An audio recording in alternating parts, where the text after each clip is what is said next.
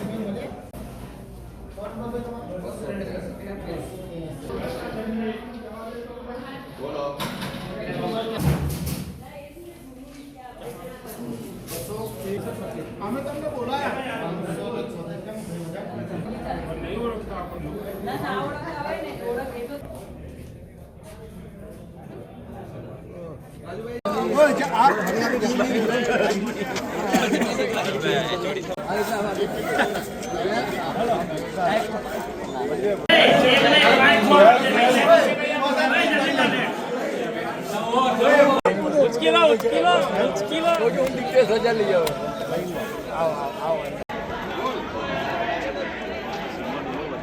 बापा जो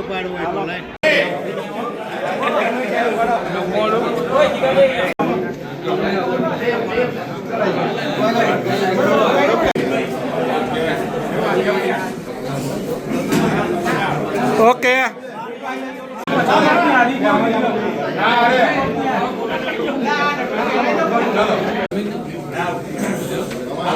okay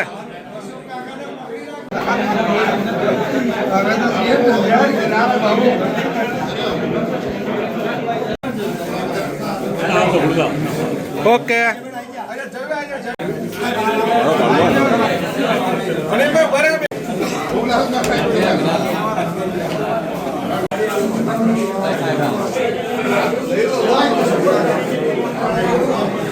okay बस आई गया काट दे 5 मिनट उभा रहो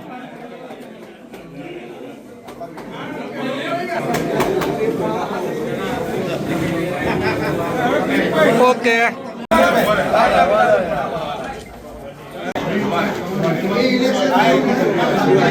ओके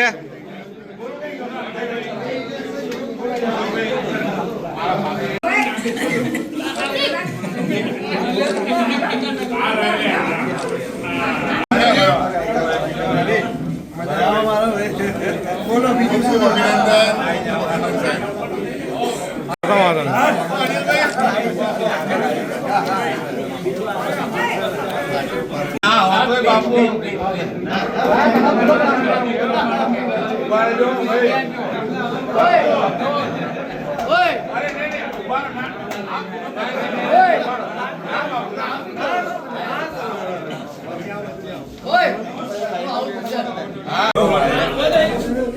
भारत माता की वकील एकता जिंदाबाद वंदे मातरम काम कर रहा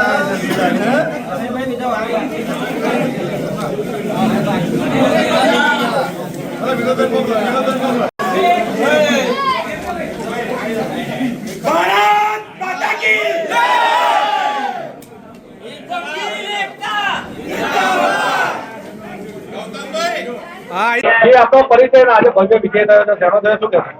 મારું નામ અનિલ વસંતભાઈ ગૌતમ છે અને નડિયાદ બાર એસોસિએશનનો પ્રમુખ તરીકેની જવાબદારી હું નિભાવું છું. આજ રોજ સવારે 8:30 થી 4 વાગ્યા સુધી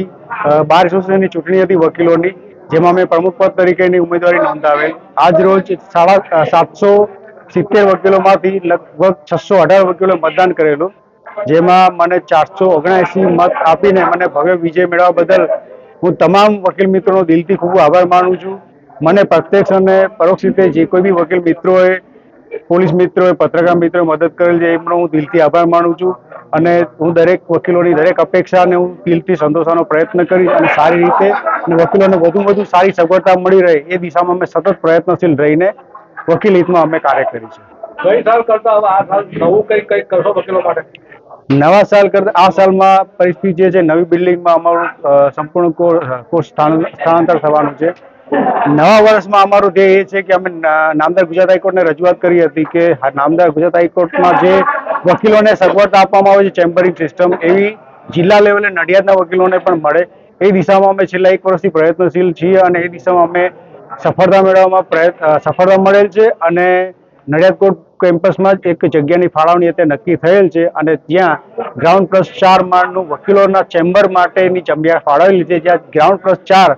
માળના બિલ્ડિંગમાં જેમાં 30 થી 40 ઓફિસો પ્રત્યેક માળે બનશે અને ગુજરાત હાઈકોર્ટમાં જે રીતે વકીલશ્રીઓને સગવડતા આપવામાં આવે જે જ રીતે અહીંયા પણ એ જ પ્રકારની ચાલે એ દિશામાં પ્રયત્ન કરશું અને એ સિવાય ભવિષ્યમાં જે કોઈ બી અમને જણાઈ આવશે એ દિશામાં વકીલોના હિત માટે અમે સતત પ્રયત્નશીલ રહીશું.